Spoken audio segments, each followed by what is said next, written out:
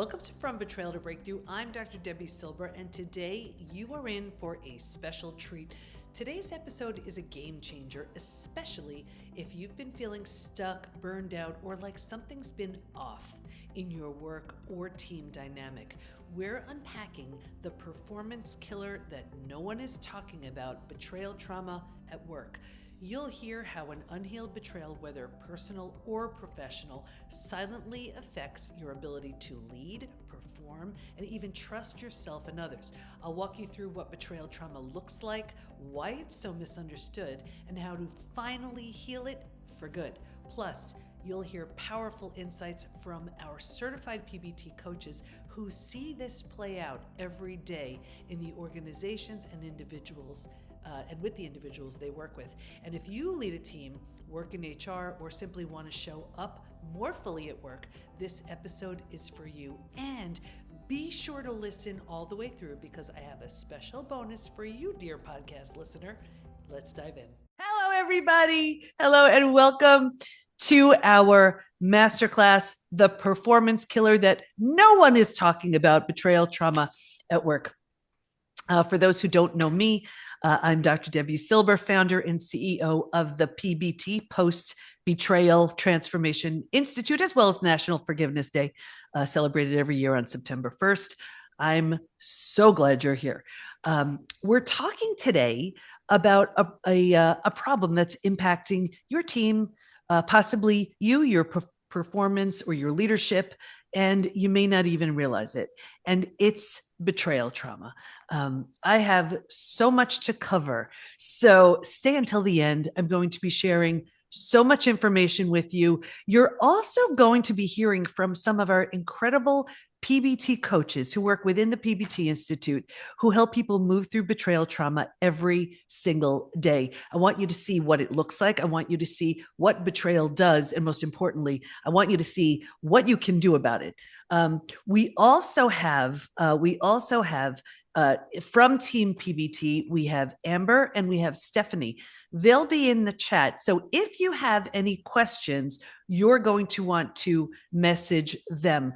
I'll be having a Q&A afterwards. So if you have questions, what you can do is share them with Amber or Stephanie from PBT, who will be sharing the questions with me, and I'll be answering them at the end. So buckle up, everybody. We're going to be talking about how an unhealed betrayal, its impact is affecting you at work. We know it affects us in our relationships, clearly. We know that it affects us mentally and emotionally, but you may not have been aware of the impact that it's happening, what it's doing to your work. So that's really what this focus is today.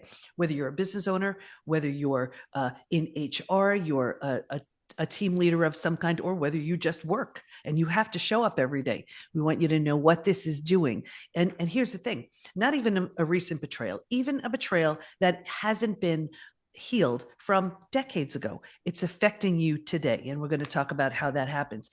It's also not necessarily those big, gigantic betrayals like infidelity or business backstabbing that can have the impact. It can be subtle things too. It could be things like a broken promise, leadership failure, a family fracture that never got healed, a team member you trusted and then you got blindsided, or let's say someone took credit for your idea, something like that. These are shocks to the body, to the mind, to the heart, and they have a deep, profound impact on our ability to lead, on our ability to trust, our sense of psychological safety, our sense of confidence, all of it. So here's the key. We don't leave these wounds at the door. So even though it's a betrayal that may have happened, let's say, outside of work, you don't just show up at work and completely compartmentalize it.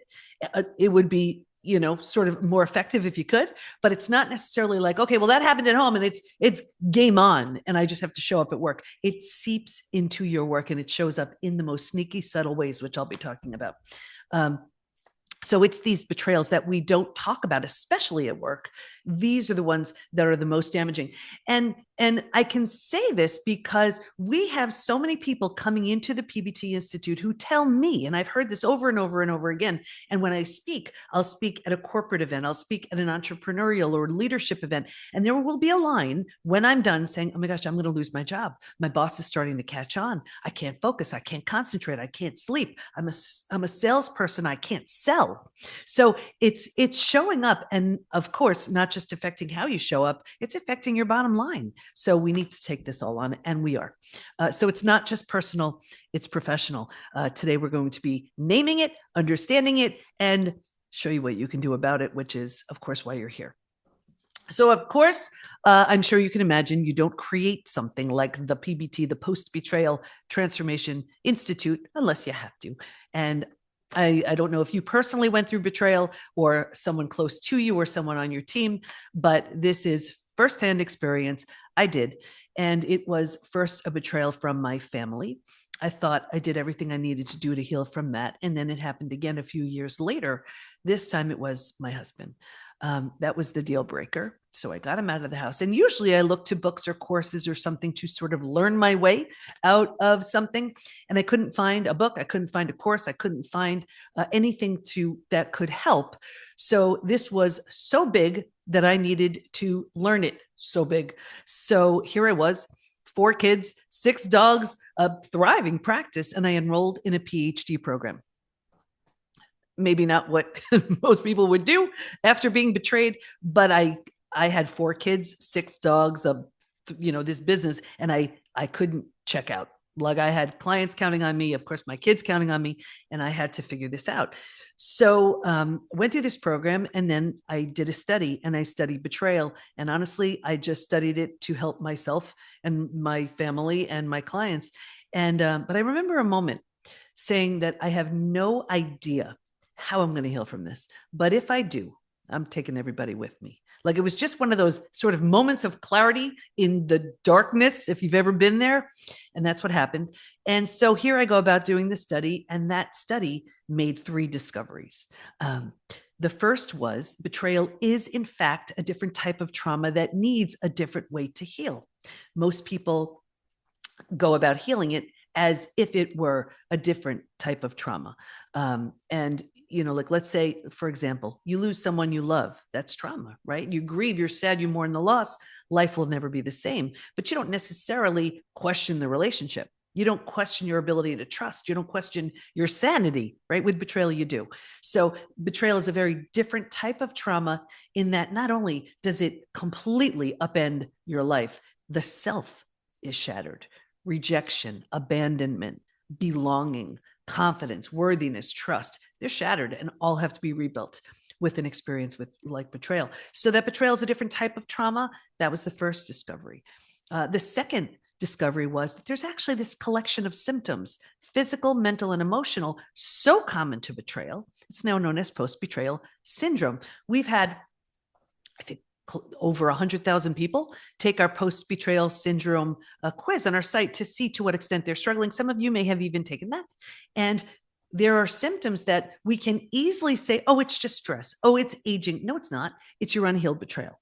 And we've also been taught time heals all wounds. I'm sure you've heard that, right? I have the proof that when it comes to betrayal, that's not true. There's a question on the quiz that says, is there anything else you'd like to share? And people write things like, my betrayal happened 35 years ago. I'm unwilling to trust. My betrayal happened 15 years ago. Feels like it happened yesterday. So we know we cannot count on time. We can't even count on a new relationship to heal it.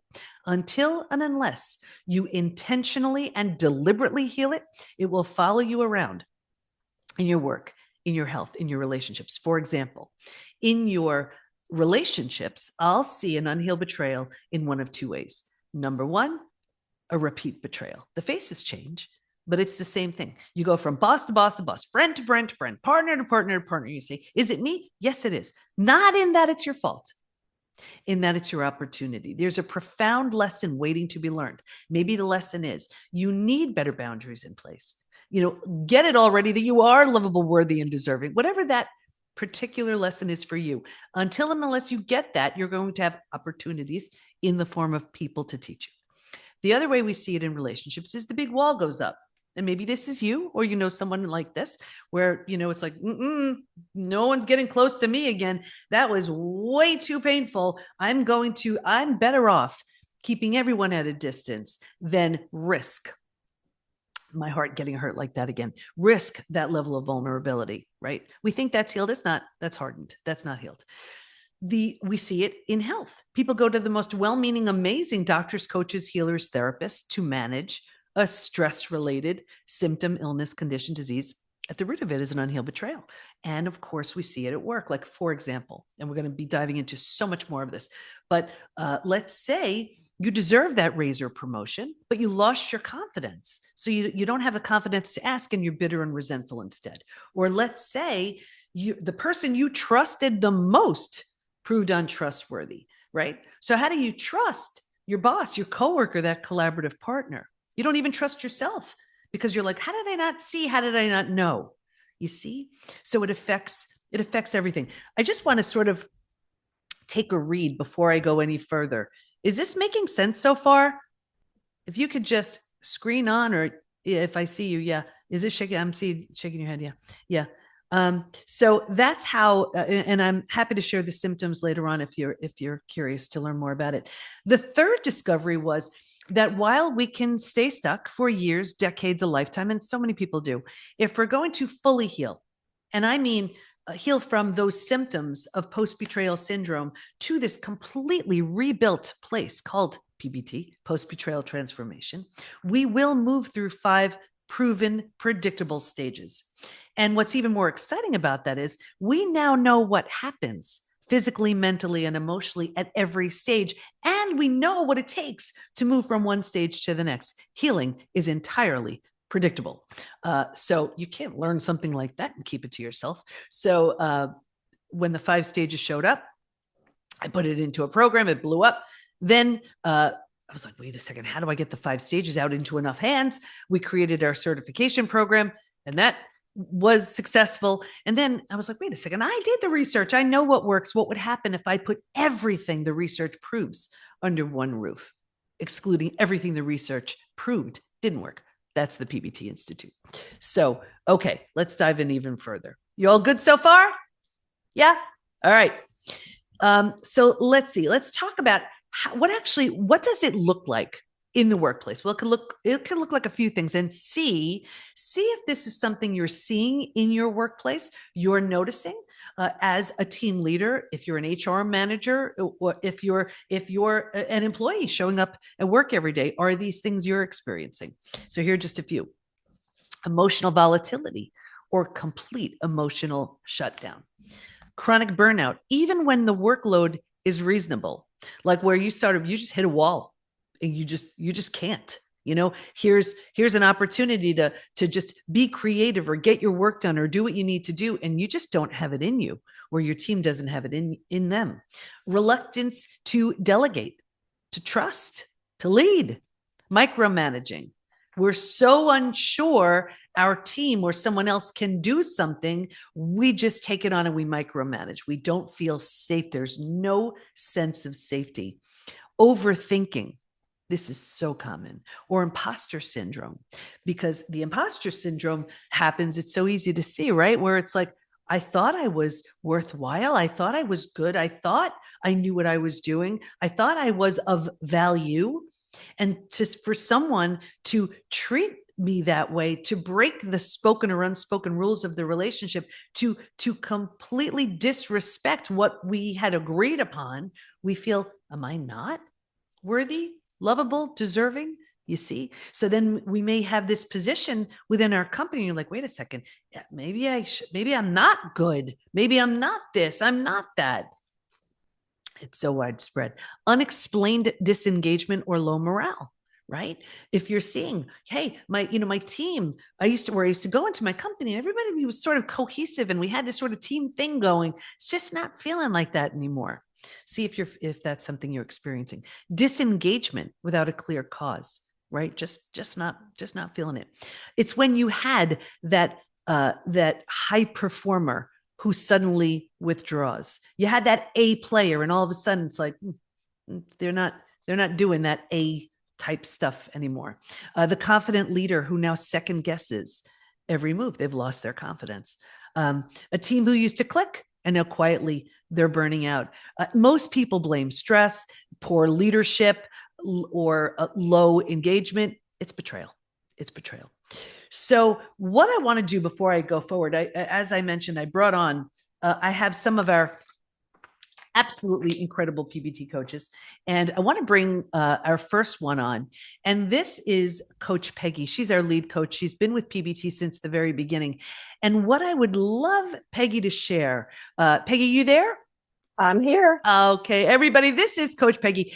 I would love for Peggy. I remember you sharing. I mean, and Peggy works with our members within the PBT Institute, and she sees every single day how betrayal so deeply impacts us. But I remember once she shared a story about how betrayal impacted her and her ability to work. So, welcome, Coach Peggy. Tell us who you are within PBT, and then if you can share a little bit, that would be so great. Thanks, Debbie. Hi, everyone. So as Debbie said, my name is Peggy, and I joined Debbie right as soon as she started the Institute. I think I found her a couple of years, unfortunately, into my healing. So I had tried to do the best I could on my own. But when I found Debbie, I really began to understand betrayal and why I was feeling the way I had been feeling. So my specialty is reconciliation and forgiveness, because that is one of the things that I had to work on with my own personal betrayal. And as far as the workplace was concerned, in the process of healing from my betrayal, I ended up missing a lot of time from work. I took 1 month off at one time. I took 5 months off at another time. I took another month off. Because of that, because of missing all that time, I ended up on attendance management, because that's what organizations did when you were missing a lot of time, when normally I would only be missing a day here, a day there. So that was really tough to be placed on attendance management when I, was very proud of how I showed up at work every day. And because of the type of work I did, I was presenting groups, I was working with clients, and I just did not have the bandwidth to be able to do that. And I couldn't focus. My ability to deal with stress was lowered. I was very emotionally raw. I could start crying at the drop of a hat at work. And so for all of those reasons, I had to take time off. And I had the support of coworkers who knew, who I chose to share my betrayal story with. However, I don't think that many grasp the complexity of betrayal trauma and how it affects, even though it might be a personal betrayal, it can affect you so hugely in your profession and in your workplace. So it definitely consumed my whole life. And so that's what was so great about PBT. When I joined, I learned so much more about betrayal, about healing, about why I was feeling the way I was feeling for all of those years at work. Yeah. Yeah. Thank you so much, Peggy. And here's the thing. It's not like, wait a second. Am I weak? Am I thought I was this great worker, or had this capacity to lead my team or to show up powerfully. Betrayal is one of the most painful of the human experiences.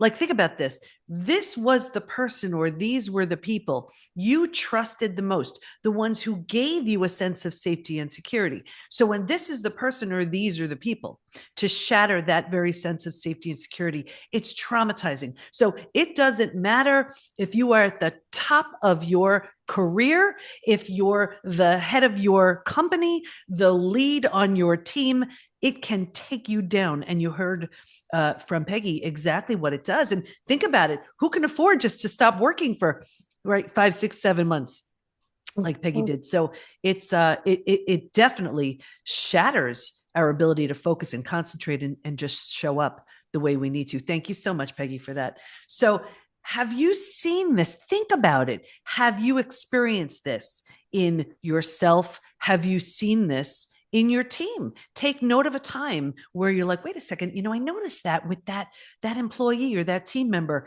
they were just all of a sudden really withdrawn. They didn't want to just, go to lunch with everybody else or just participate. Or they used to speak up at meetings, and kind of they're not really doing that anymore.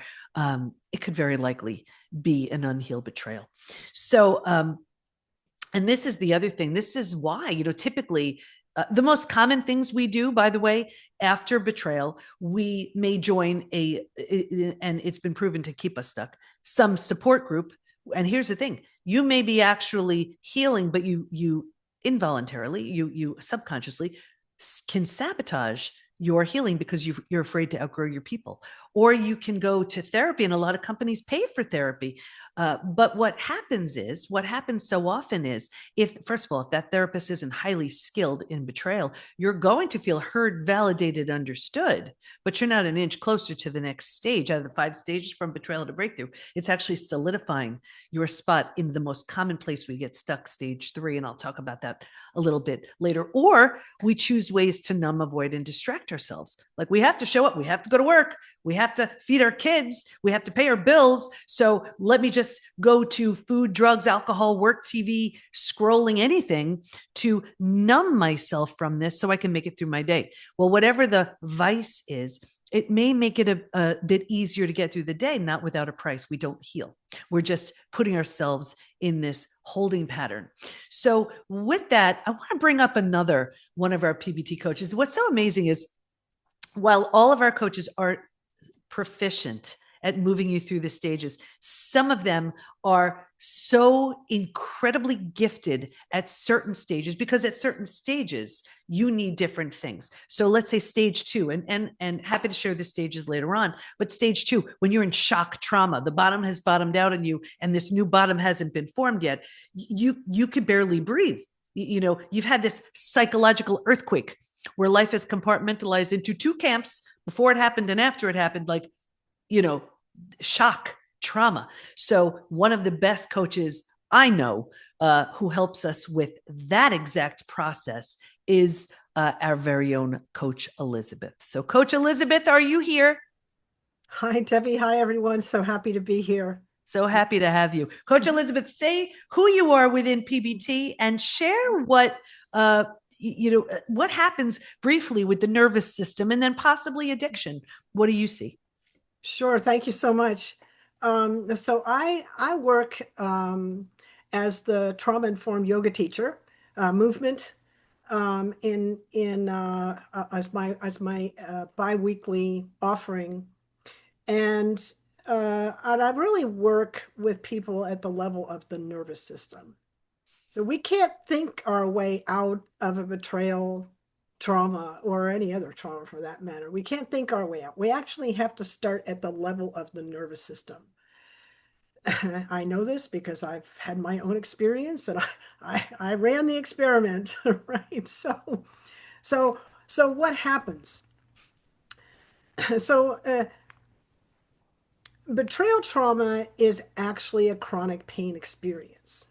The chronic pain is any pain that's felt 15 days out of 30 for 3 months or more. Physical, mental, emotional, spiritual, the brain can't tell the difference between one kind of pain and another. It all sends the same signal to the brain: it hurts. Now, what happens in the brain and the nervous system when we have an experience like that? Our stress response gets out of balance. We have this beautiful stress response in the body that comes into the on position when a threat, or as we perceive a threat, or there is a threat. It comes into the on position. We bring physiological and behavioral kinds of things to bear in order to meet the threat. We meet it. Stress response goes back into the off position. It's a balanced state. In chronic pain, and betrayal trauma is a chronic pain situation, the stress response stays in the on position.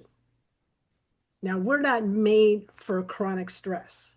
We're not made, it sends all kinds of chemistry into the nervous system, cortisol hormones, stress hormones that create really a toxic environment for the body.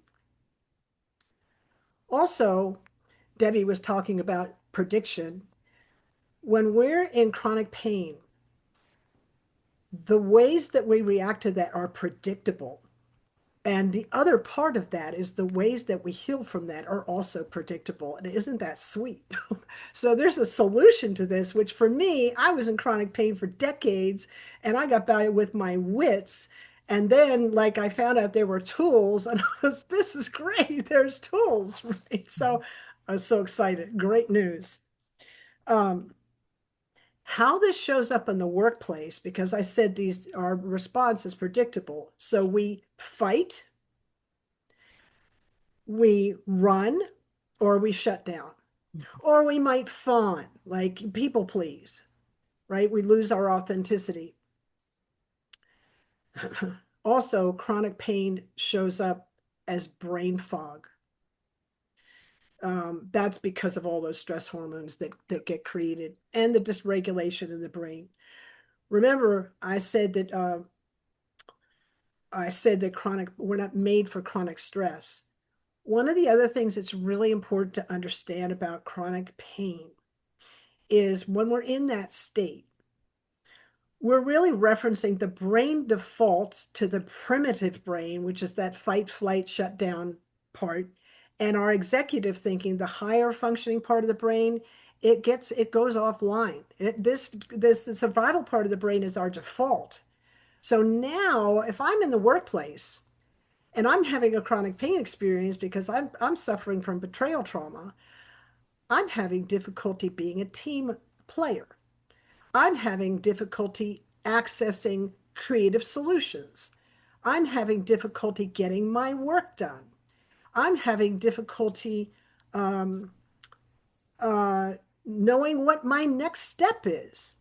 And because it's so painful, now what in our society, there are so many ways that we can turn to addictive substances or process behaviors to numb that pain. And now we're really off to the races because we're just not even present anymore. And how can we get anything done at work when we're not present? That's kind of like a thumbnail Yeah. on the work that I do. But I love how it's so true. I mean, think about it. We're in so much pain. Our brain isn't working the way we need it to work. Now we're getting so anxious and frustrated because we're like, I can't think clearly. I can't focus. I can't concentrate. But I also am in so much pain. I need this pain to go away. So we choose something to help us sort of check out.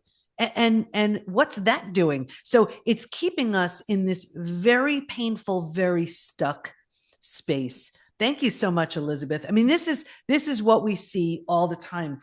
What I want to share is what I did was I put together a combination of the second discovery, which was the collection of symptoms so common to betrayal, it's known as post-betrayal syndrome, and what happens as we move through the stages as far as it relates to work. So I pulled some of this is actually in my, the chart is in this book, Betrayal Recovery Roadmap, my most recent book for how betrayal is affecting you at work. But what I did was I pulled some of the most common symptoms and assessed how is it affecting you in the workplace. But as you move through the stages, how these things heal, they disappear. So I'm not going to read all of them, but for example, 84%, think about this, 84% of people betrayed has an inability to trust, right? So it's going to lead to impaired team collaboration, resistance to feedback, increased conflict, and misunderstandings. So what's happening is that's where you are, right? But as you move through the stages, you heal. 88% struggle with extreme sadness. What's that going to lead to? Reduced motivation and engagement, withdrawal from colleagues, impact on creativity and problem solving. And then again, as you heal, that symptom is eliminated. Weight changes and digestive issues. 45% of everybody betrayed has a gut issue. That's a lot. Crohn's, IBS, diverticulitis, constipation, diarrhea, whatever. You're uncomfortable. You still have to go to work. You still have to show up. And think about that, how that's impacting you at work. This also may be why you're going to, when you think of the stress related amount of symptoms that we have and what your company may be paying for as far as the stress related symptoms, which heal as you move through the stages. 78% feel overwhelmed. Well, that's going to lead to increased mistakes and errors, missed deadlines, increased risk of burnout. And as you can see, you move through the stages, those things are gone. 68% had an inability to focus and concentrate. What would that lead to? It would lead to decreased productivity and efficiency, poor quality of work, difficulty in learning and development. Let's see, I'll just do one more. Okay, so here, 81% felt a loss of personal power, right? Think about that. That leads to decreased productivity, difficulty in collaboration and trust building, difficulty in making decisions. So you can see here, that's where the symptoms are prominent in stages 2 and stage 3. They're gone in stage 4. They're gone in stage 5. So as I said, as you move through the stages, you move through these experiences, you heal. So it's not just about numbing, avoiding, distracting. It's about healing at the root instead of numbing or sort of hacking away at the leaves. So I want to bring on a few more certified PBT coaches who see these challenges every single day within PBT, and they help our members within our Reclaim program. That's where we have our signature program, which literally moves you through the stages. We even have this milestones and markers checklist where you're encouraged not to go to the next stage until you can effectively say, you could check off every single thing, like, nailed it. I'm done with that stage. I am officially ready for the next. And they also, our members, work privately with our coaches. So I want to bring on our next coach, Coach Nari. And as I look at Elizabeth and say, she is so incredible with our stage 2, and you're in that shock and trauma. Like I said, our coaches are all excellent. You're meeting a fraction of them. We have, more within the PBT Institute. But I want you to meet Coach Nari, who I kind of look at as a stage 4, stage 5 coach. Like, she's great at the other stages too, but you're out of your trauma. You're ready for, like, wow, if I can heal from that, what's waiting for me? What's next? What can I do? If I can do that, I can do anything. So when I think of that type of thing, very often I think of Coach Nari. So Coach Nari, are you here? Yeah, I am. Can you hear me okay? I can hear you. Hello, hello. Coach Amazing. Nari is joining us from the UK. Thank you. Yeah. Thank you. Thanks for allowing me to be here, and welcome everybody. Yeah, so a lot of great content shared so far, and a lot of it kind of resonates when people are kind of going through that betrayal. It kind of affects you at every single stage, and it totally affects, like we said, our careers, our businesses, and our bank accounts. It's all linked. So if I just talk through like a couple of different areas where people are affected, and then what they can do. So for example, people who are in leadership positions or positions of authority, they can really have sort of trust issues after a betrayal, especially if it's from somebody close. They tend to then start to do things like micromanage. They have the inability to delegate because they stop trusting. Because of that, they then might miss out on collaboration or strategic partnerships. So basically, they are limiting their capacity to grow or scale at work or in business. So these are the things that they really need to look at. Like, self-awareness is absolutely key. This is always the start of any healing journey, to say, okay, this is what's happening to me. This is how I'm responding. And often this comes from constructive feedback from our peers, from other people that we are around. Even, say, for example, if you are a leader, a manager, an owner of a business, and your employees say to you that I'm not comfortable because you manage like this, or you're treating me like this, and then that person can have that self-awareness to say, why am I doing this? Because that betrayal may be personal to them. They may not have shared that outside of the vicinity of their own home. But it's a self-reflection. What do I need to change? And that constructive criticism, not criticism necessarily, constructive feedback, I should say, helps you to look and then look at positive ways to actually make changes in that, learning to be able to trust again, learning to be able to delegate, and that understanding that actually not everybody is the same. There are people who can do things better than me, who are of value in my organization, people I work with, my colleagues, and we can still work together as a team. This pattern though, and sometimes people don't realize at that stage, and it comes when they get to burnout. And burnout is when they continue with those patterns for a very long period of time. And as we know in PBT, sometimes people stay in stages 2 or 3 for prolonged periods of time. This is when it really starts to affect their health. And they can like tend to overwork because of their own vulnerability, second guess their own decisions, or become reactive rather than strategic. What is going to be the result? You're going to burn out. So if anybody is at the stage of they're feeling like actually any spare time that they're getting, they are working, whether that's outside of work hours, at the weekends, while they're diverting their own attention away from themselves and their own betrayal. Like what you say, Debbie, which I repeat often, where if you don't feel it, you can't heal it. And I love that statement, because really you do have to face your demons and what you've gone through, and go through a constructive healing journey. And that can prevent that burnout and illness, as you spoke earlier about the different gut issues, for example, that a person can get. As a person goes through that healing journey, then they start to regain their self-worth, their self-belief, their self-confidence, which then they can start to change the narrative and say to themselves, I can do this, I am enough, I can trust other people. Just because one person betrayed me, it doesn't mean other people are going to betray me, or that betrayal is going to repeat. So it all starts and ends with ourselves, us going inside and getting that self-awareness, going through that healing journey, and really being proactive about it, seeking help and support in the right places. For example, PBT community is amazing, whereby we can connect with other people who have gone through similar journeys, and obviously the amazing PBT coaches and community that we have.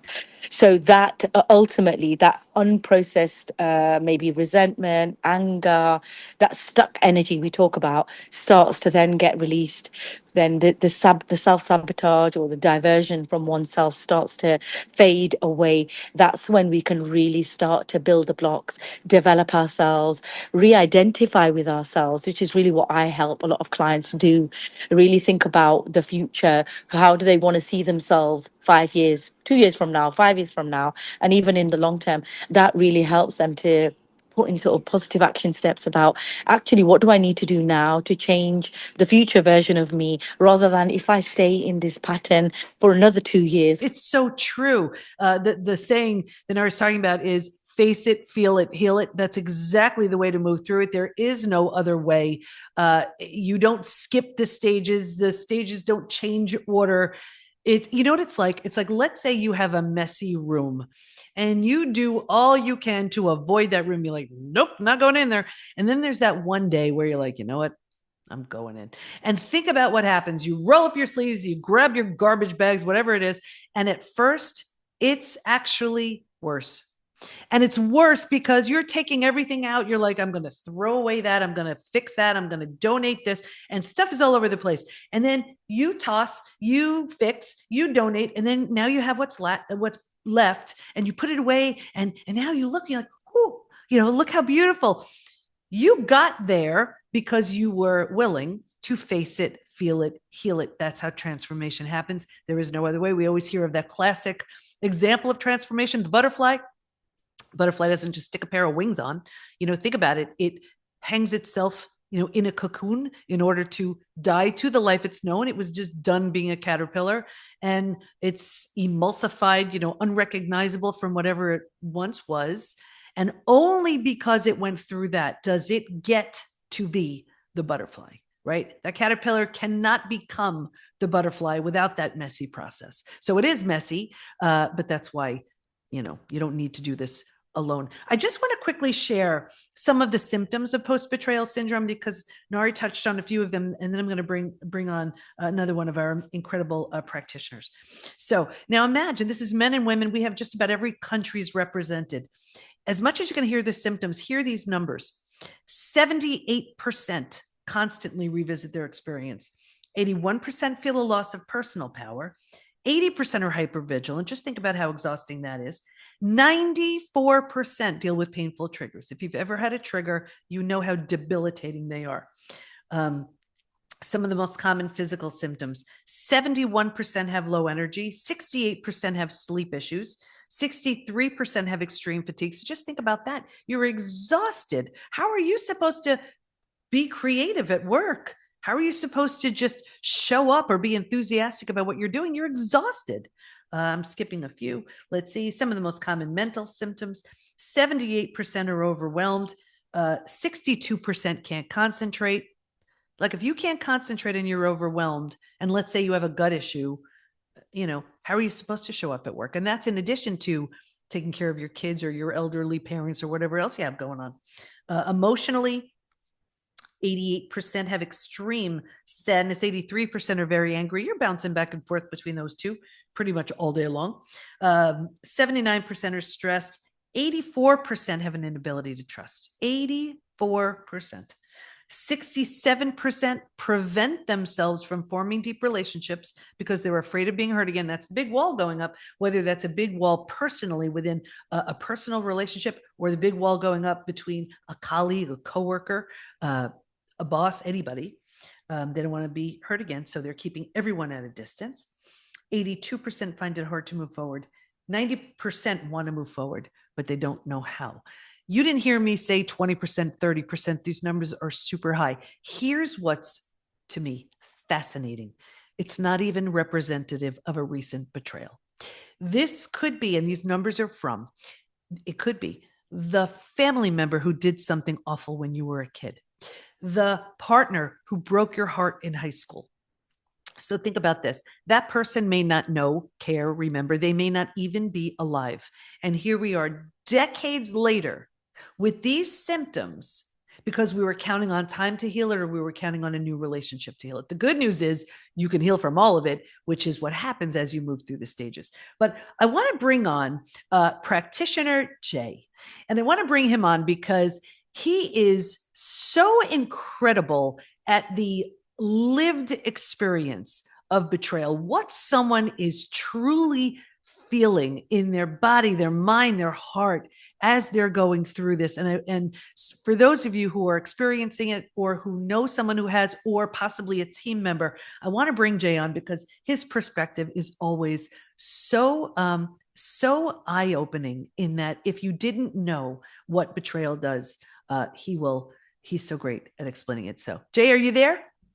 Thank you so much. So very quick, I'm practitioner Jay. I work a lot on the relationship people have with themselves. I'm an intrapersonal relationship coach as well, because I believe the relationship that people have with themselves sets the tone and standard for all relationships around you, which is why that third leg of the table oftentimes is off, but I digress. All right, for this class meeting, I just want to define what is betrayal trauma. So betrayal trauma is a deep betrayal from a person or an organization where the dynamic is one where there's a dependency, reliance upon, a trust that is broken, resulting in how our brain processes information. Because a lot of people are like, well, I understand what you're saying, but what exactly is betrayal trauma? Now, for the purpose of this class, since we're talking about work, we can have a trauma from betrayal on the work site, anywhere from, I think a few of these were mentioned. A coworker breaks confidence. It could be a teammate takes credit for your work. Your boss is chronically late, leading to a bad reflection on you. Could be layoffs, pending layoffs, any racist, gayist, sexist environment, and certainly, sexual harassment. But regardless as if your betrayal trauma came from the workplace or you brought it into the workplace or somebody that has it in the workplace, certainly it affects everything from difficulty trusting. I think we've already went over some of those things. Difficulty trusting, an increased conflict and misunderstanding, which of course disrupts teams. Decreased productivity. There's certainly a resistance to feedback, and we all know we need feedback on the job, to increase standards or morale. And certainly, the other thing I wanted to mention is trauma from betrayal is unique because when we are betrayed or we're going through a trauma, we often need time off. And if anybody's on here that's in charge of in an organization, depending on the company's policy, if workers need to justify their time off, it brings additional shame and embarrassment. Because if a worker's family member passes, you easily ask for bereavement time. But there's no such thing as calling in with "I need some broken heart time." So that adds an element of additional embarrassment, shame. Now, trauma from betrayal often, as far as when we're talking about the workplace, can lead to unhealthy coping mechanisms if they're not addressed and dealt with and healed. That could affect the time on the job, whether somebody's spending time on the job looking at porn, going into the bathroom, cutting themselves as a coping mechanism, self-pleasuring themselves, using drugs, what have you. Not to mention, this could lead to legal issues. So obviously, there's a lot of teams at work, and one person's always missing because they're took an extended lunch break so they can whatever they're doing as a coping mechanism. This could not only affect productivity within the team, but also morale on the job. So I'm going to end it there, but certainly everything I just mentioned is certainly healable. And the last thing I just want to say is this. A lot of people have a hard time with, oh my gosh, do I even want to dive in doing this hard work? Let me just say, hard work could very well mean getting into a family lineage and doing, the childhood work and all that stuff. But hard work could also simply mean take what you're learning and just be consistent applying it to your life. That could be hard work. Yeah. I love so many things you shared, Jay. Thank you so much. And it's so true that if you lose someone you love, it's okay. You have a grieving, time, and everybody understands it and appreciates it, values it. But there's so much shame and embarrassment when it comes to betrayal. And that's why we're changing this conversation. So I'm so glad you brought that up, because it's not like it's not affecting the workplace. It's just not spoken about until now.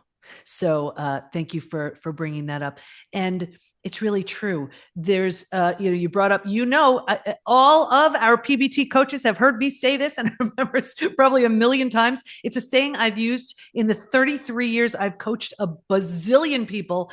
I can't find a topic that it doesn't work for. And it's hard now, easy later. Easy now, hard later. Take your pick. It's going to be one of those two. When it comes to healing from betrayal, it is hard now, leading to easy later, because you're taking all the parts you love about yourself and you're leaving behind everything that no longer serves. When a thought comes in your head, did the old me say that? Does this still apply? Does this still work? No, it doesn't come with you. So this rebuilding, it is hard now, leading to easy later. Now you've rebuilt yourself from a place of you're confident, you're healthy, you're whole, you're empowered. Where if we choose not to, because we're numbing, avoiding, distracting, that's the easy now. Hard later, it's still there. Now, I know people are saying, what do you mean easy now? I'm in so much pain. This stinks. Yeah. But until and unless you've changed those thoughts, those beliefs, you've gotten the issues out of the tissues, right? All that stuff. It is easy now, because if nothing changes, nothing changes, leading to more of the same symptoms of post-betrayal syndrome and more of it. So how do you heal? How do you heal from this? Well, you move through the 5 stages from betrayal to breakthrough. I want to give you a really quick, I'm going to give you it just in a nutshell what the 5 stages are. First of all, you'll know if you're stuck. You'll know exactly where you are. And you may notice some things in some colleagues that you possibly are working with. And then we'll share more about it. So super briefly, the 5 stages. So first, stage 1 is before it happens. And if you can imagine 4 legs of a table, the 4 legs being physical, mental, emotional, and spiritual, what I saw with everybody, me too, was this heavy lean on the physical and mental thinking and doing. We're so good at that, and kind of neglecting or ignoring the emotional and the spiritual feeling and being. Well, if a table only has 2 legs, it's easy for that table to topple over. That's us. That's not to say If you're neglecting those other aspects, you will be betrayed. It was just a typical profile that I saw. Stage 2, shock, trauma, D-Day, discovery day. This is where you got the news. This is where that person that you trusted kind of takes the mask off and shows you who they've been. This is a shock to the body, the mind, the heart. It's the breakdown of the body, the mind, and the worldview. Right here, you've gotten the news that forever changes your life. You've ignited the stress response. You're headed for every single stress-related symptom, illness, condition, disease. This is where, if you remember early on, when Coach Peggy said she couldn't work, this is what I'm talking about right here. Your mind is in a complete state of chaos and overwhelm. You just cannot wrap your mind around what you just learned. Like, you were trusting this person fully and completely yesterday. Where did you go wrong? What happened? What, like your whole world, right? And there's a breakdown of your worldview as well. That's your mental model, the rules that govern us. You can trust this person. These are the rules. This is safe. This is how life goes. And in one earth-shattering moment or series of moments, the bottom has bottomed out on you, and a new bottom hasn't been formed yet. It's terrifying. This is when someone would see our coach Elizabeth, for example, right? Just to breathe, get your nervous system regulated. But if the bottom were to bottom out on you, like, what would you do? You'd grab hold of anything or anyone in order to stay safe and in order to stay alive. That's stage 3. Survival instincts emerge. This is the most practical out of all of the stages. You're going to recognize so many people here, possibly yourself. If you can't help me, get out of my way. How do I survive this? Who can I trust? How do I feed my kids? Right? Here's the trap, though. This is the stage, by far, hands down, that the majority of people get stuck in. This is the stage that companies are spending the most in healthcare costs. This is where companies are losing their people to absenteeism, low productivity, presenteeism, right? Where you're quiet quitting, like all that stuff happens here. Once you've figured out, here's why we stay stuck here. Once you've figured out how to survive your experience, because it feels so much better than the shock and trauma you just came from, you think it's good. And because we don't know there's anywhere else to go, we don't know there's a stage 4, we don't know there's a stage 5. Transformation that Nari was speaking of doesn't even begin until stage 4. But because we don't know there's anywhere else to go, we plant roots here, we park here. We're not supposed to, but we don't know that. And 4 things start to happen. The first one is we start getting those small self benefits, secondary gain. We get to be right. We get our story. We get sympathy from everyone we share our story with. And on some level, we're not getting much else. So we take it. So we plant deeper roots. And because we're here longer than we should be, now the mind starts doing things like, maybe you're not that great. Maybe you deserved it. Maybe this, maybe that. So we plant deeper roots. And now, because these are the thoughts we're thinking, this is the energy we start putting out. Like energy attracts like energy. So now we start attracting opportunities, relationships, scenarios, situations to confirm this is where we belong. Here's where we're going to join that support group. And it's keeping us stuck. If it's like you think that's bad, this happened to me kind of thing.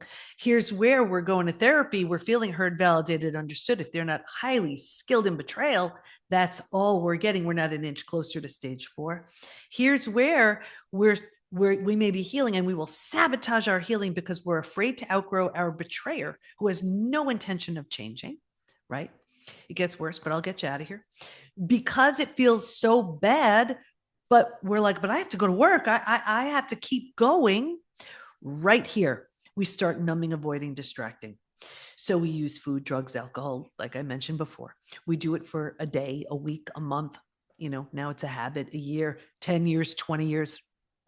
And I can see someone 20 years later and say, that emotional eating you're doing, or that drinking, or that numbing in front of the TV, do you think that has anything to do with your betrayal? And they'd look at me like I'm crazy. And they'd say it happened 20 years ago. All they did was put themselves in stage 3 and stay there. So before I move you to stages 4 and 5, I want you to see if your team, if your employer If anybody you're working with is in this stage, this is not a stage of high productivity. This is surviving. This is not a stage of creativity, right? You can't think creatively when you're in your primitive mind, when you're numbing, avoiding, distracting, when you're sort of just getting through the day, right? Anyway, if we're willing to let go of the story and all that goes with it, grieve, mourn the loss, a bunch of things we need to do, of course, we move to stage 4. Stage 4 is finding and adjusting to a new normal. Here's where we acknowledge, I can't change what happened, but I control what I do with it. And Nari alluded to some of that earlier. I always talk about stage 4 as like, if you've ever moved, right, to a new house, office, condo, apartment, whatever, like all your stuff's not there. It's not quite cozy yet, but it's this sort of hopeful excitement, right? Like, we can do this. We got this. It feels like that. But think about it. If you were to move, you don't necessarily take everything with you. You don't take the things that don't represent the version of you you're now ready to become, right? And what I saw, it was so interesting because there's this one spot as people leave stage 3 and enter into stage 4. If your friends weren't there for you, you're not taking them with you. That support group that's been keeping you stuck, you're done. That therapist who doesn't truly, fully understand betrayal, you're done. That betrayer who's not changing, no. And people say all the time, is it me? Yes, it is. You're undergoing a transformation. And if they don't rise, they don't come along. So where some of our coaches are so incredible at some of the other stages, I have to say, you're never supposed to pick a favorite, child. I do have a favorite stage, and it's stage 4. It's because it's where someone is kind of fully moving out of that trauma. And they're like, if I can do that, what else can I do? That's where we have new levels of health, new businesses or passion projects being birthed, new relationships. We can see it. It's a beautiful representation of the heroes or heroines' journey as they've crashed and burned, but now they don't just go back to where they were. It's so much higher. Anyway, when we've sort of settled into this new space, we've made it cozy, we've made it mentally home, we move into the 5th most beautiful stage. And this is healing, rebirth, and a new worldview. The body starts to heal. Self-love, self-care, eating well, exercise. We didn't have the bandwidth for that earlier. Now we do. The mind is healing. We're making all kinds of new rules, new boundaries based on the road we just traveled. And we have a new worldview based on everything we see so clearly now. And the 4 legs of the table, in the beginning, it was all about physical and mental. By this point, we're solidly grounded because we're focused on the emotional and the spiritual too. So those are the 5 stages. So how do you heal? Well, of course, you move through the 5 stages. You could certainly do that on your own, or we'd be honored to help you if we can do that. I just want to share with you a few ways, and then I want to bring on a few more of our coaches. So we have our signature Reclaim program, and Steph and Amber can just drop that link there. It's the PBT, as in post-betrayal transformation, thepbtinstitute.com/reclaim. And we've made it available for the first time where if someone just wants this predictable, proven roadmap to move through the 5 stages, you can have it. You can have it. So along with that milestones and markers checklist that I mentioned, where this way you've completed a stage before you move on to the next. So it's this is Reclaim Essentials, which is our it's 3 months, and you move through the program. If you find that you need a bit more, you'd love to work with our coaches as well. I don't blame you. They're incredible.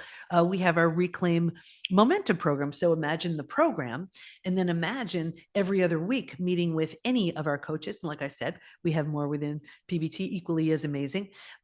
Open Q&A with me, a community that lifts and inspires, not keeps you stuck, all of that. So that would be our Reclaim Momentum program. So that would be, again, 3 months. And if you feel, you know what, I'm bringing in the big guns, I want to work with Dr. Debi as well. So we have that as an option too. And that's our Transform program, 3 months as well. And we've never done it like that, where it's only 3 months. But, I've been coaching thousands and thousands of people for the last 33 years. At this point, I can say I feel like I kind of know what I'm doing by now. So if you want my help and support, along with the coaches, along with the programs, along with community and everything else, we have that as well. So I brought in, and trust your gut never lies, people do. But if this feels like something that can help you or your team, it's like I said, the pbtinstitute.com/reclaim, and Stephanie and Amber will have those links for you. So I wanted to bring in a few more coaches, and these are coaches that work within PBT, but they also represent PBT in their countries as well. Because while we have a global audience, we have coaches and members from all over the world. It truly is. You'll see betrayal isn't specific to, let's say, the US, but the way it's handled or the way it needs to be dealt with or spoken about is different. So with that, I want to bring on Coach Sunrise. Coach Sunrise, are you here? I am. Hi. There she is. Coach Sunrise represents, she works within PBT, but she's representing PBT in the Middle East. So this way, our program is in Arabic. She understands the culture and the customs. So we are so grateful to have you here. Thank you I so wanted much. you to share what's betrayal, just what's significant to betrayal that, you know, as you see it within someone's work and their ability to lead. And if you notice a difference between the Middle East and the US as far as the way it needs to be addressed and handled. The way it needs to be addressed, it certainly needs to be handled very differently because it's very specific to the culture that we exist in. So the Middle East is made up of 23 countries, and each country is its own nested system, so to speak, with its own culture. I mean, it overlaps, but at the same time with its own specific culture, traditions, yada, yada. The interesting thing is that I don't find there is a different manifestation of betrayal at the workplace between the US and the Middle East. It's pretty much the same, whereby people tend to shy away and sort of, there's that absenteeism, or one of the things that I noticed is that they tend to try to get on with it as soon as possible, as fast as possible. It's like, how fast can I get it under the rug? I always tell them that, you know, it's like, you know, Tom and Jerry, like when something gets broken and they shove it under the rug. I find that people tend to try to do that and like as quickly as possible, but then they're left with the after effect. Because that doesn't really work, right? They burn out, and as you were saying, it manifests as different things. I have this client who's struggling right now with fibromyalgia, but that's, you know, obviously that's something that is a result of betrayal. So it's very, and my specialty within PBT, I'd like to say that my specialty is beliefs. I always say that if I could have if I could give a parting gift to the world, it would be understanding beliefs. Because usually people experience their beliefs as if it were reality. So, and that informs their identity. So I believe I'm a good person. You know, that's a belief. You know, you start, and that becomes an identity. So I had an interesting belief of like, you know, I'm a good person. I'm a spiritual person. And that collapsed. My belief systems shattered when that happened to me, when my own betrayal happened. And I always say that, you know, it felt like I was living in a void for 6 months, literally. So I would come out of the void to work with clients. I was already a relationship coach and a life coach at that time. So it was, but as you know, when you're coaching, when you're working with clients, you bring your presence with you. You bring your heart, you bring all of you to the session. When that happened, it was like my belief system collapsed. I sort of went like, what do I bring? You know, it's like, what do I believe? Who am I? Like, if I were such a good person, why would that happen to me? Right? And obviously I didn't have extra credit from God for being a spiritual person. Right? But it's very interesting how we self-formulate based on our beliefs, right? How we inform ourselves. And then that impacts our own self-worth. So initially during that period, what I started, because I didn't know what I believed anymore. I didn't know who I was anymore. My identity was shattered. Mm-hmm. And so what I did in that period was that I still had the skills. I still had the talent. I mean, it's sort of, you don't stop learning how to drive a car if you've had a car accident, but I didn't bring me anymore. I was missing. So it was like very safe, very mental, very logical.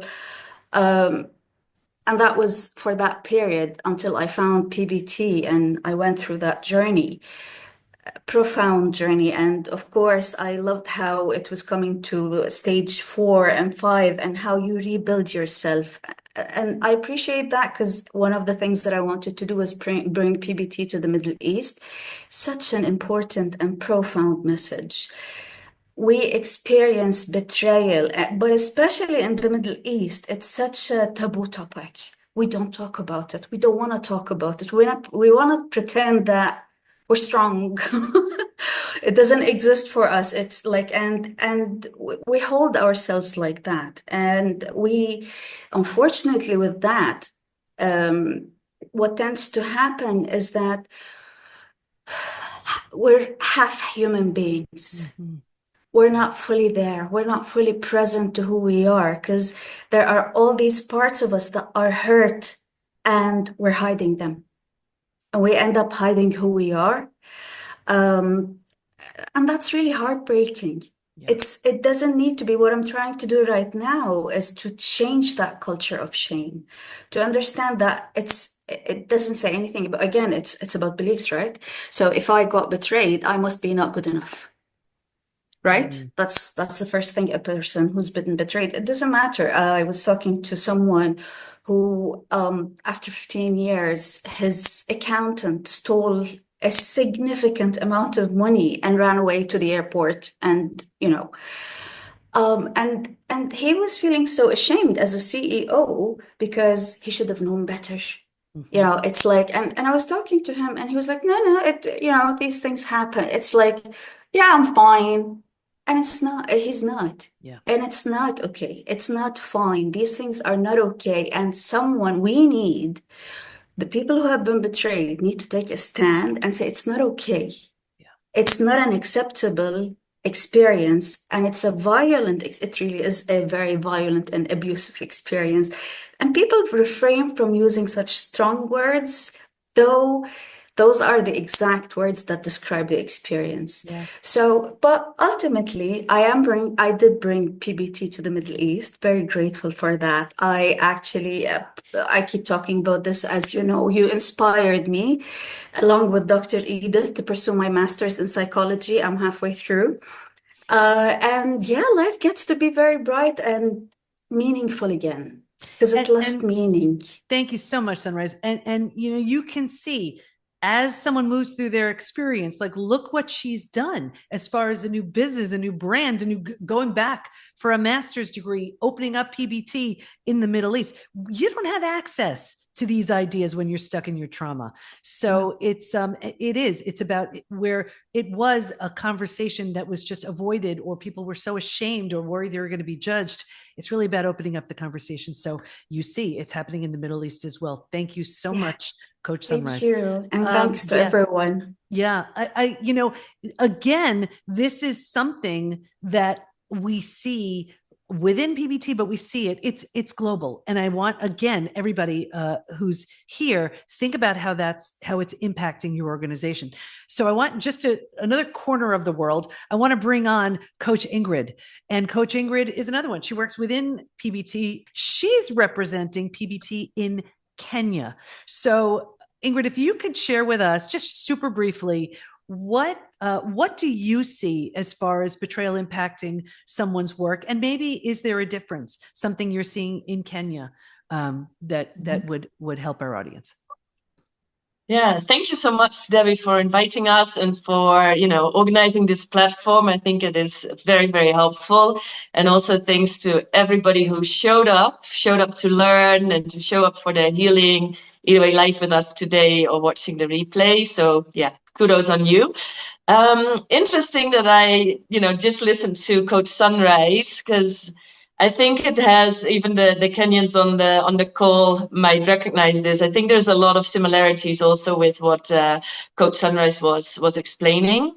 I do believe that the pain of betrayal and how, what it does to us is, is universal. It hurts all of us, no matter which corner of the world that we're from. But what's also happening in Kenya, a bit similar to what Coach Sunrise was saying, is there's a bit of like, just put up with it. This is just what happens. This is what people do. This is, especially the narrative. I'm not saying this is true, but what you'd hear, this is just what men do. So fumalia too, which just means that, just put up with it. So there is a lot of shame around talking about it. And of course, what, we've said variously on this call, like you have to feel it to heal it. But if you can't talk about it, and if you put it under the rug, you also try to numb it. And if you can't then feel it, if you don't allow yourself to feel it, it's also very hard to heal it. And I think that's what's happening still a lot. It is changing. I think, especially after last year, what happened politically in the country, like people were speaking up about, we're no longer taking this. And this is like more, on a political level, but also in our personal relationships, in our relationships at the workplace, people are starting to talk more and more about this, and which I think is a good thing, because then we can also start supporting each other on these journeys. We can start telling each other, you're not the only one going through this. And in my work, I've noticed that a lot, that half of my work is just, allowing people to share, and me letting them know that you're not crazy for feeling what you're feeling. Exactly. What you're going through is just such a normal experience. And I've been there. I've had the same experience. So that is already a big part of the experience. But of course, that's not where it ends.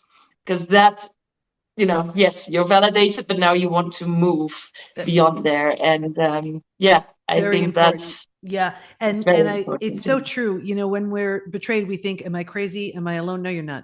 You're not crazy. You're not alone. You can heal from all of it. So thank you so much, Coach Ingrid. And I just want to bring on one last coach just to show you how widespread this is. We have Coach Tran, and she's representing PBT in Vietnam.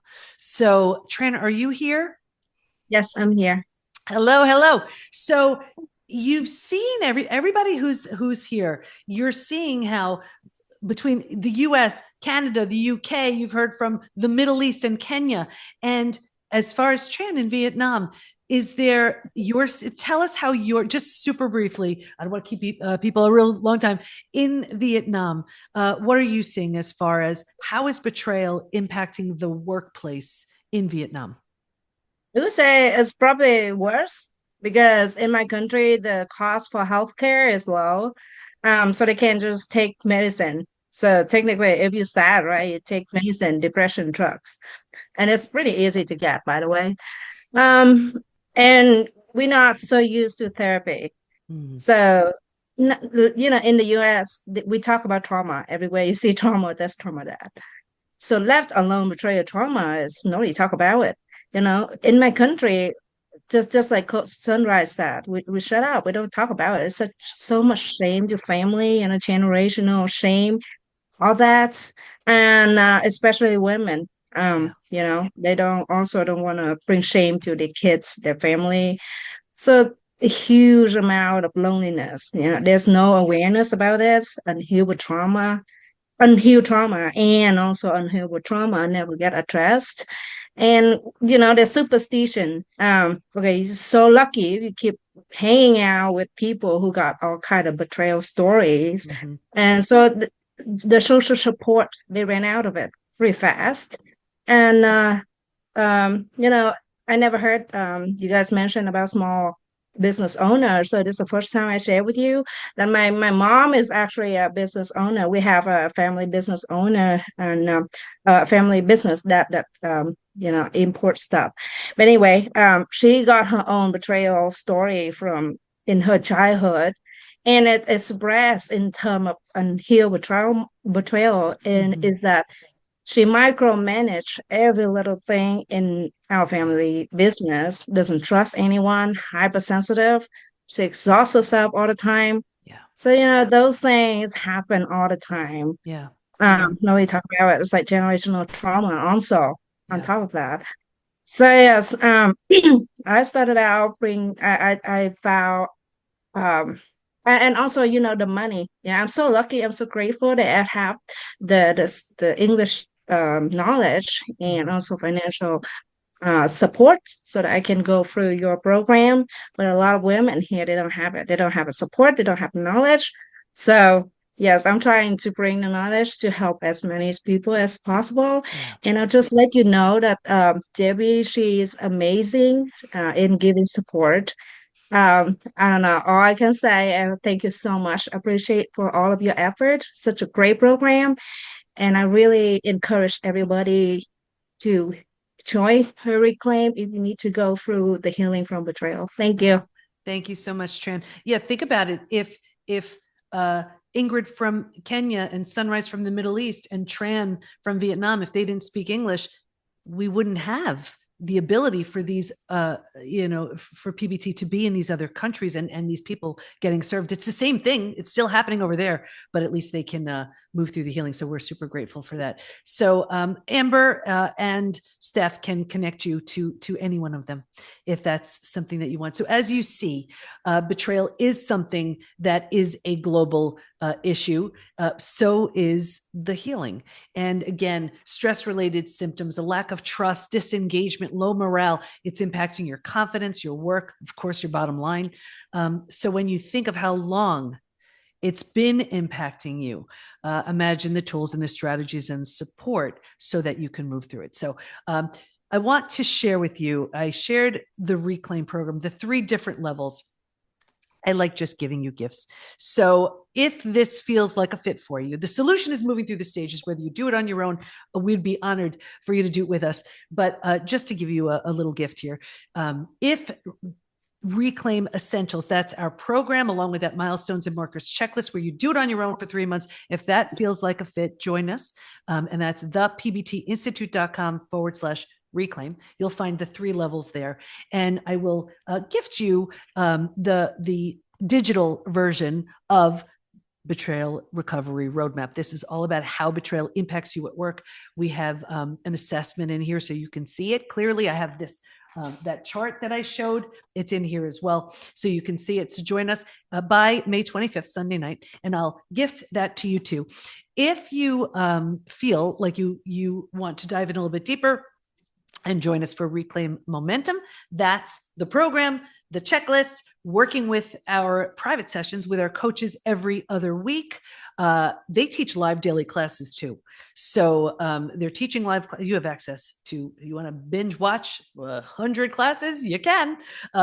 Open Q&A with me, our incredible community. That's our Reclaim Momentum. And if that feels like a fit for you, again, 3 months. If that feels like a fit for you, join us by Sunday night. I'll include a digital copy. And as just a little bonus, I will gift you an additional session with any of our coaches that you've met here on the call, or we have a directory where you can read about the other ones. Like I said, they're equally as amazing. If you decide, you know what, it's 3 months, I want to work with Dr. Debi and just get this over with. Hate to think it's a get it over with thing, but I get it. You don't want to be, always struck me. It's like, why would anybody want to be like a lifetime member of like a weight loss program or something? I don't know. We don't want you as a lifetime member. We want you to get it done, get it over with. So if Transform feels like a fit for you, where it's everything from Reclaim Momentum, the course, the coaches, the classes, the community, open Q&A with me, but having me on speed dial, seeing me privately, working with me in a small group with just Transform members only, again, 3 months, then I will give you a signed, if you want it signed, physical copy, US only, and also an additional session with any of our coaches. So let's see, that's again, thepbtinstitute.com/Reclaim. Now, if you're a manager or HR person, you lead a team, then let's talk about how we can potentially bring this into your company. And that's part of our PBT corporate initiative, where instead of, let's say, paying for something that isn't truly getting to the root of your employees' challenge or your team members' challenge, like, let's handle it at the root. So maybe, you want to have your whole team going through it. Maybe you want to have just bring in a certain amount of people for a 3-month round to work with the coaches and all of that. So we could talk about that too. So Steph and Amber will give you a link to meet with me so we can talk about what would be the best fit, if this feels like a fit for your organization. Again, we're changing the conversation around betrayal, because it's not, it's not that it doesn't happen. It just hasn't been addressed in your company. So because the cost of staying stuck and not doing anything, well, that could be, doubt in decision-making, or mistrust, as Tran shared, leaders too afraid to lead, a culture quietly deteriorating, lack of psychological safety. You and your company, deserve more than that. And we'd be honored to help you improve the health, work, the relationships, your team level of success that you want most. So with that, I want to thank you so much for your time, for your attention. I want to thank you so much. And I hope you gained tremendous value out of what we shared today. So thank you. So betrayal may have knocked you down, but healing is not only possible, it's predictable when you follow the right roadmap. Here's my biggest takeaway. It's time to start the conversation around how betrayal is impacting your work, because just because it's not talked about doesn't mean it's not greatly impacting your performance, your ability to sell, your confidence, and your bottom line. If today's conversation hit home, I invite you to take the next step by checking out our Reclaim program options. Whether you prefer to go at your own pace, work with our certified coaches, or dive in with me personally, visit thepbtinstitute.com/reclaim to learn more. And while I mentioned bonuses that were expiring for those who participated in the call, I'm extending them for our podcast community. So that means that you can join us at whatever level you choose and mention podcast during checkout, and I will honor those bonus gifts just because you're one of our podcast supporters. If you're in HR or leadership and want to bring the PBT Institute methodology into your organization, let's talk. Go to thepbtinstitute.com/corporate to explore how we can support your team. Thanks for joining me. Remember, you don't leave betrayal at the door, but with the right support, you can absolutely rebuild from it and become stronger on the other side. Thanks for listening. Can't wait to be with you next time, and here's to your breakthrough.